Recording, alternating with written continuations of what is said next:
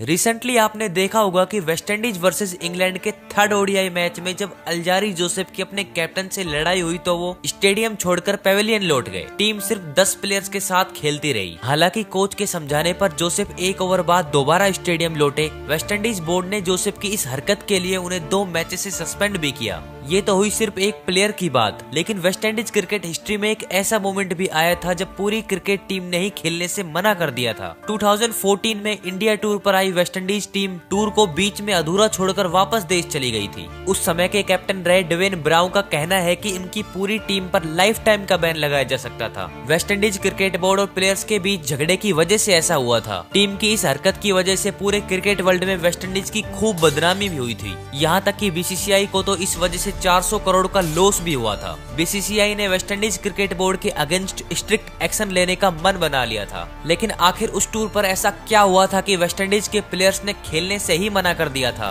क्यों वो टूर के बीच में ही छोड़ वापस लौट गए थे? और क्रिकेट हिस्ट्री में कब ऐसे मोमेंट्स देखने को मिले हैं जब किसी टीम ने ऑनगोइंग टूर से बीच में ही पुल आउट कर लिया हो? और उसका क्या इम्पैक्ट किसी कंट्री की इमेज पर पड़ता है? एक क्रिकेट टीम जब भी दूसरी कंट्री में क्रिकेट खेलने के लिए जाती है तो वो उस टाइम पूरे देश को रिप्रेजेंट कर रही होती है। उनके हर छोटे बड़े मूवमेंट पर फैंस की नजरें रहती हैं। लेकिन कई बार मैदान पर कुछ ऐसा हो जाता है जिससे पूरे देश को बदनामी का सामना करना पड़ता है। वेस्टइंडीज एक टाइम पर क्रिकेट वर्ल्ड में डोमिनेट किया करती थी। 20th सेंचुरी में जब ओडीआई वर्ल्ड कप की शुरुआत हुई तो विंडीज टीम ने ही back to back 2 world cup अपने नाम किए थे। वेस्टइंडीज के बॉलर्स और बैटर्स को फेस करना बहुत मुश्किल माना जाता था। ये टीम स्टेडियम पर सिर्फ जीत के इरादे से उतरती थी। 20th सेंचुरी में पूरे क्रिकेट वर्ल्ड में डोमिनेट करने वाली टीम वेस्टइंडीज का डाउनफॉल 21st सेंचुरी में ही शुरू हो जाता है। असल में 2005 से प्लेयर्स और वेस्टइंडीज क्रिकेट बोर्ड के बीच तनाव की खबरें आनी शुरू हो जाती है। एक और जहां सभी कंट्रीज अपने प्लेयर्स को बेस्ट फैसिलिटीज देते हैं, उन्हें खुलकर सपोर्ट करती है, वहीं वेस्टइंडीज बोर्ड अपने प्लेयर्स को बहुत कम फैसिलिटीज देता था। प्लेयर्स अक्सर अपने बोर्ड से मिलने वाली facilities and lack of support को लेकर परेशान रहते थे। धीरे धीरे वेस्टइंडीज क्रिकेट बोर्ड प्लेयर्स के अगेंस्ट स्ट्रिक्ट रूल्स बनाती गई। प्लेयर्स अपनी मैच फीस से भी सेटिस्फाई नहीं थे। जब इंडिया में आईपीएल की शुरुआत हुई तो उसमें भी वेस्टइंडीज प्लेयर्स की डोमिनेंसी देखने को मिली। 2014 तक कई विंडीज प्लेयर्स ने नेशनल टीम की बजाय आईपीएल जैसी लीग को प्रेफरेंस देना शुरू कर दिया था, क्योंकि इन लीग्स में न सिर्फ प्लेयर्स को नेम और फेम मिलता था बल्कि अच्छा पैसा भी मिलता था। 2014 में वेस्टइंडीज क्रिकेट बोर्ड ने प्लेयर्स के साथ एक नया एग्रीमेंट साइन किया। सितंबर मंथ में बोर्ड ने प्लेयर्स से एग्रीमेंट पर साइन करा लिए, लेकिन उसमें जो चेंजेस किए गए थे उसके बारे में उन्हें नहीं बताया गया। अक्टूबर में वेस्टइंडीज की टीम इंडिया टूर पर आई। इंडिया और वेस्टइंडीज के बीच total 5 ODI matches, 1 T20 match and 3 test matches की सीरीज खेली जानी थी। 7 अक्टूबर को फर्स्ट ओडीआई मैच से पहले प्लेयर्स को पता चल जाता है कि नए कॉन्ट्रैक्ट में वेस्टइंडीज बोर्ड ने उनकी मैच फीस 75% तक कम कर दी है और बोर्ड ने इसके बारे में प्लेयर्स को एग्रीमेंट साइन करने से पहले कुछ नहीं बताया था। मैच फीस के अलावा कुछ और अलाउंस भी बोर्ड ने कम कर दिए थे। वेस्टइंडीज क्रिकेट बोर्ड के इस डिसीजन से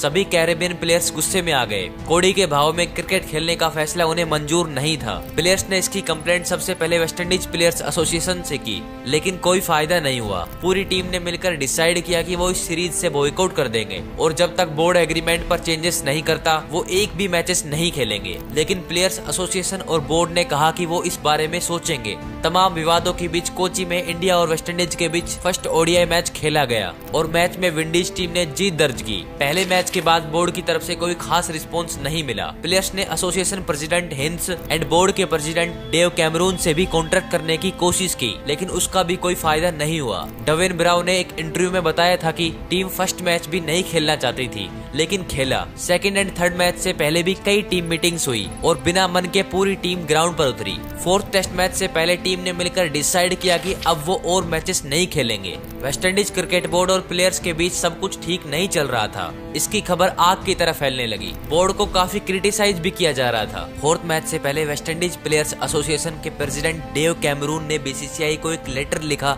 और बताया कि उनके प्लेयर्स मैच खेलने नहीं उतरेंगे। ये सुनते ही बीसीसीआई को एक झटका लगा। संजय पटेल ने सुबह 3 बजे डेवेन ब्राउन से कांटेक्ट किया और कहा कि आपको मैच खेलने हैं, कैसे भी करके अपनी टीम को मैच खेलने के लिए राजी कर लें। ब्राउन ने सुबह 6 बजे टीम के साथ मीटिंग की और जैसे तैसे करके टीम को मनाया। बिना मन के मैदान पर उतरी टीम को हार का सामना करना पड़ा। अब वेस्टइंडीज प्लेयर्स ने बोर्ड एसोसिएशन से बार बार कांटेक्ट करने की कोशिश की, लेकिन एसोसिएशन प्रेसिडेंट ने कहा कि वो 20 दिन बाद आकर ही उनसे मिलेंगे। इस बात से प्लेयर का गुस्सा 7वें आसमान पर पहुंच गया।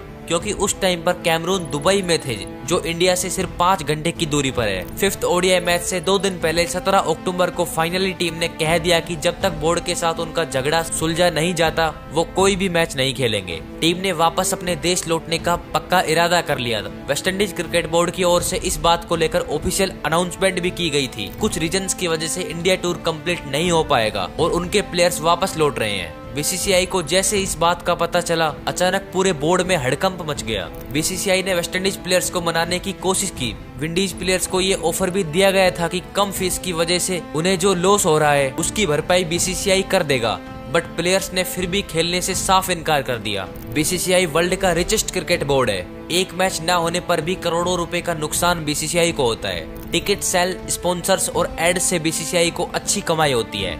बीसीसीआई ने भी इंडियन फैंस को इन्फॉर्म किया कि वेस्टइंडीज ने टूर के बीच से ही पुल आउट कर लिया है। इसके बाद बीसीसीआई और वेस्टइंडीज क्रिकेट बोर्ड के बीच रिश्तों में भी दरार देखने को मिली थी। बीसीसीआई ने साफ कह दिया था कि वो इस मामले में शांत बैठने वाले नहीं हैं। वो वेस्टइंडीज क्रिकेट बोर्ड के अगेंस्ट स्ट्रिक्ट और लीगल एक्शन लेंगे और आईसीसी में भी इसकी कंप्लेंट करेंगे। बीसीसीआई ने अपने लॉसेस को पूरा करने के लिए वेस्टइंडीज बोर्ड को $42 मिलियन का फाइन भरने के लिए कहा। ये फाइन सुनकर ही वेस्टइंडीज बोर्ड की हालत टाइट हो गई। बोर्ड ने पूरे मामले को इन्वेस्टिगेट करने के लिए एक टास्क फोर्स बनाई। इस टास्क फोर्स ने अपने रिपोर्ट में कहा कि टूर से पुल आउट करने के फैसले में बोर्ड एंड एसोसिएशन के साथ साथ टीम प्लेयर्स की भी गलती थी। Specially captain and senior players को इसकी जिम्मेदारी लेनी चाहिए। जब भी कोई टीम विदेश में क्रिकेट खेलने के लिए जाती है तो सीनियर प्लेयर्स की जिम्मेदारी बढ़ जाती है। प्लेयर्स को वेस्टइंडीज क्रिकेट बोर्ड पर विश्वास बनाए रखना चाहिए था। वेस्टइंडीज टीम तो वापस लौट गई थी, लेकिन अब बीसीसीआई परेशान थी। वो सोच रहे थे कि नुकसान की भरपाई कैसे करेंगे। बीसीसीआई ने श्रीलंका बोर्ड से कांटेक्ट किया। इंडिया एंड श्रीलंका के बीच 5 मैचेस की ओडीआई सीरीज अनाउंस कर दी गई, यानी वेस्टइंडीज के साथ जो एक ओडीआई मैच, T20 मैच और 3 टेस्ट मैचेस नहीं हो पाए थे, उसकी जगह श्रीलंका टीम के साथ 5 मैचेस की ओडीआई सीरीज अनाउंस कर दी गई। बीसीसीआई ने वेस्टइंडीज क्रिकेट बोर्ड को धमकी दी कि 2016 में इंडियन टीम भी वेस्टइंडीज टूर पर नहीं जाएगी।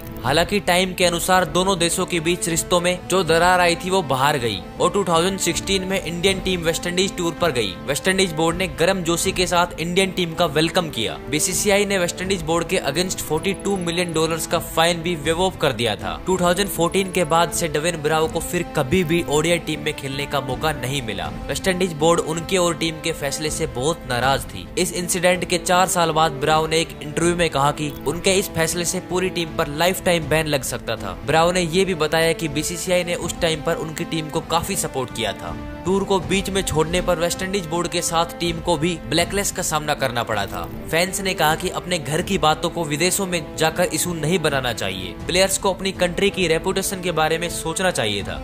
Farmer Windies batsman Brian Davis ने कहा कि वेस्टइंडीज टीम सेल्फिश और इनकंसिडरेट हो गई थी, जो किसी भी कीमत पर बर्दाश्त नहीं किया जा सकता था। दोस्तों, क्रिकेट हिस्ट्री में और भी कई ऐसे मोमेंट्स देखने को मिले हैं जब टीम्स ने किसी रीजन से टूर के बीच में ही अधूरा छोड़कर वापस लौटने का फैसला किया।